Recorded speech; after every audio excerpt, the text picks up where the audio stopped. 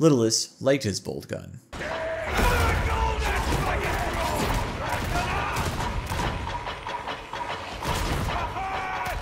Reginald here. Now that the bolter is all cool and buffed, I figured it'd be good to put out a second build designed for it. This is really just an update on a pre-existing build, so let's grind through it quick. Build name, Reginald's Cornerstone Cadian Commissar. Intended role, backline support hybrid. Fluff basis, basic Commissar. Difficulty viability, Auric Maelstrom. I'd probably tweak it for true duos, but I feel like I could probably pull it off as is. Weaponry, Cadia Mark IV Assault Chainsword. Lock Mark IIB Spearhead Bolt Gun. The Cadia Mark IV is a bit worse for spamming than the Mark 13G, and even on paper it is a bit worse in general. But with the slower attack speed and the weird diagonals, the Mark 13G can sometimes fail to provide sufficient safety with this build. For this reason, the Mark IV is more reliable with its largely horizontal, heavy, light attack loop pattern. You're welcome to take your pick of weapons, and if you want to use a power sword instead, be my guest. Power swords and chain swords are Commissar appropriate. The Lock Mark IIB Spearhead Bolt Gun is your choice for this build. If you're going to do a plasma gun, you'll need to tweak the build. Curios. For this build in particular, I have chosen 2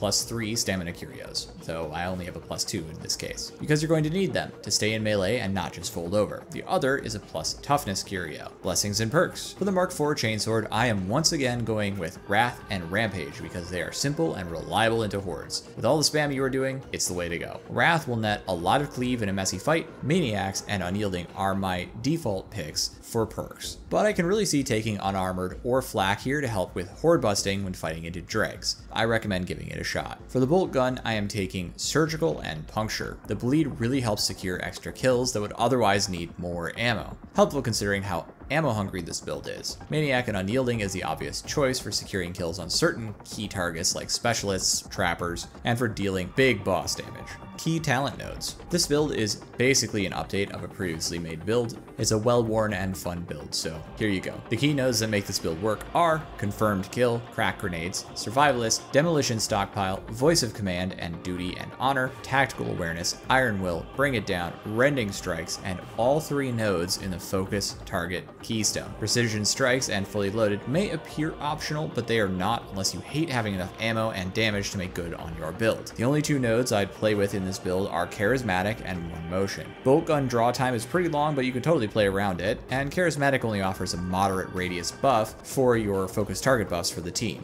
These are both points that could be better used on any number of nodes. I'm especially fond of Volley Adept and Grenade Tinkerer, but I like the theme of buffing my team more reliably, so that's why I went with these ones. Playstyle. This is not a frontlining build, but it's not exactly weak for it when it comes up to it thanks to the readily available toughness pump, damage buffs from the various talents, and AoE stagger shout, which is good because you won't be able to spend your whole game shooting with how ammo hungry the bolter is. You will use your bolter when it is most useful and otherwise be in melee. That means sniping specialists and elites, helping to thin out shooters and gunners, or bursting down armor clown cars. But between those events, you're going to need to do something, and you might as well be meleeing the nearest horde. Can also mean deploying the bolt gun as a frag grenade for dense swarms, trading ammo for time and safety. This is the reason why I've chosen crack grenades. It can help preserve ammunition when facing off against a monstrosity or armor clown car. On the subject of the keystone, I did a video of a very similar build when this keystone was pretty new, and I cover its value in detail. You can see it here. I'll simply say it's a lot better than you might think, and there's a good amount of depth to how you might use it when you combine all 3 subnodes. I only have one special tip for you this time, which is on the aim jank behavior for the bolter. This will eventually be fixed, so this may be gone by the time you watch this video. But if not,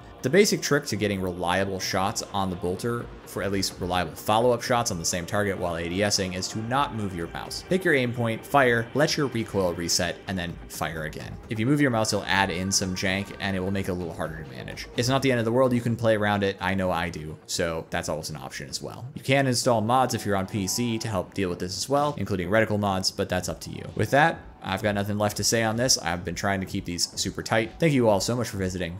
Bye-bye.